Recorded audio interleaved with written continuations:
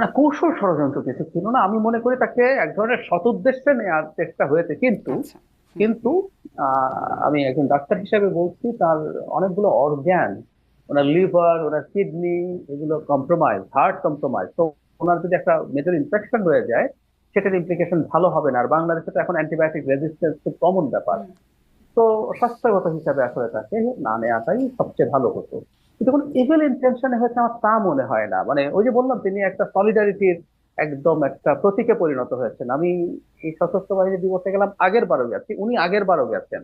তো ওখানে যেটা হয়, বাংলাদেশের সব শ্রেণী পেশার মানুষ, ধরুন আমাদের সামরিক বাহিনীর অফিসারদেরকে আমরা বিভিন্ন রাষ্ট্রীয় অনেক প্রোগ্রাম এত দেখি না, এটা তাদের প্রোগ্রাম। এখানে সরকার প্রধান, সরকারে থাকা মানুষজন, civil bureaucracy, police, civil society, political parties, প্রত্যেকে যায়। তো এটা একদম, এবং আপনি নিশ্চয়ই, আপনার মনে আছে এটা শেখ হাসিনার সময় এটা বসতে হলো শেষে। এর আগে যতই ঝগড়া ঝামেলা থাকুক না কেন, সশস্ত্র বাহিনী দিবসে দুই নেত্রী যেতেন, যিনি ক্ষমতায় আছেন আর যিনি বিরোধী দল আছেন।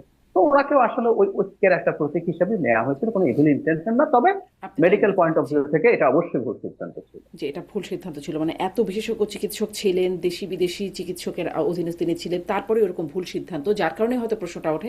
নীলোফার চৌধুরী, মানে আপনিও একটু এটা এক লাইনে বলে তারপরে আপনার কাছে নেতৃত্বের প্রশ্নে আসবো। আসলে কি কোনো যেটি উদ্দেশ্যের জায়গায় সৎ উদ্দেশ্য বা কোনো মানে অসৎ উদ্দেশ্যের কোনো জায়গা ছিল কিনা, কোথাও কোনো ষড়যন্ত্র ছিল কিনা? কারণ এই প্রশ্নটাও আমি দেখেছি সামাজিক যোগাযোগ মাধ্যমে বিভিন্ন সময় উঠেছে, যে এই শারীরিক অবস্থায় তাকে মানে কার সিদ্ধান্তে, কোন সিদ্ধান্তে, কেন সশস্ত্র বাহিনী দিবসে নিয়ে যাওয়া হলো, তাকে এক্সপোজ করা হলো। জি, দেখেন, এটা আসলে একটা প্রশ্ন। এটা অবশ্যই একটা প্রশ্ন।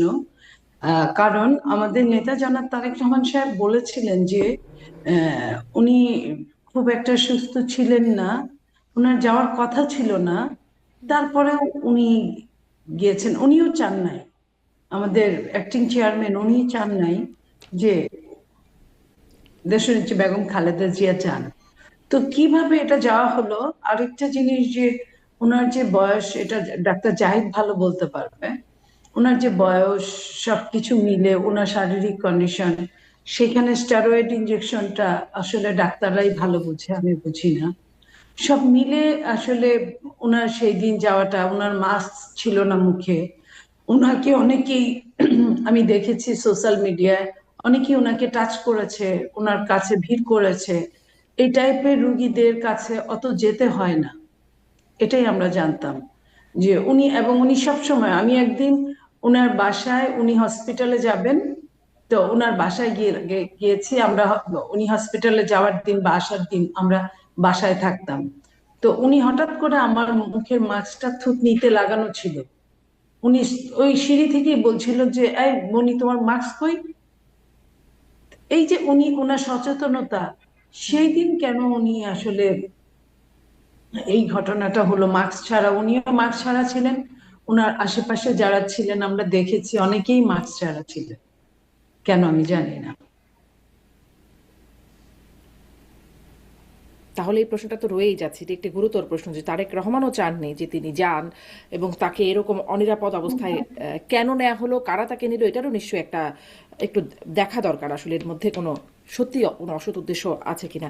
নিশ্চয়ই যদি আপনারা মনে করেন কখনো সেটি বের হবে। এবারে একটু আসি যে পরবর্তী রাজনীতিটা কেমন আসলে নীলোফার চৌধুরী মণি, বেগম জিয়া পরবর্তী রাজনীতি, যেটি ডাক্তার জাহিদও বলছিলেন, তারেক রহমান নেতৃত্বে এখন তিনি এখন শীর্ষে, আগেও তিনি ছিলেন ডিফ্যাক্টো হিসেবে, যেটি কথাও ছিল, কিন্তু তার উপরে এখন দলের ভার, তার অভিভাবকহীন অবস্থায়।